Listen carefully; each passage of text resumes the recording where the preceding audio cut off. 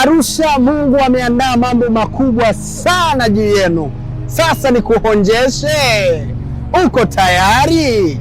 Bwana wewe, siku ya tarehe 14 mwezi wa 4 Prophet Vincent anatia timu Arusha. Wewe kwa nini upite na muujiza?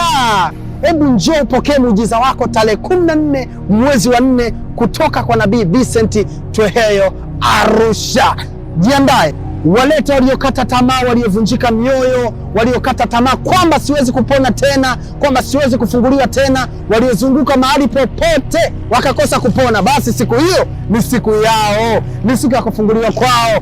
Unakosaje? Kwa mfano, karibu sana, ni tarehe 14 mwezi wa 4. Nabii anatia timu pale Arusha. Mimi mwenyewe nipo Arusha na nitaendelea kuwepo Arusha na nitaendelea kuhudhuria na nitakuwepo. Kwa hiyo unakosaje? Kwa mfano, karibu sana, endelea kujiandaa, uje upone, uje ukombolewe, uje upokee kile ambacho Mungu amekusudia kwenye maisha yako. Unakosaje? Kwa mfano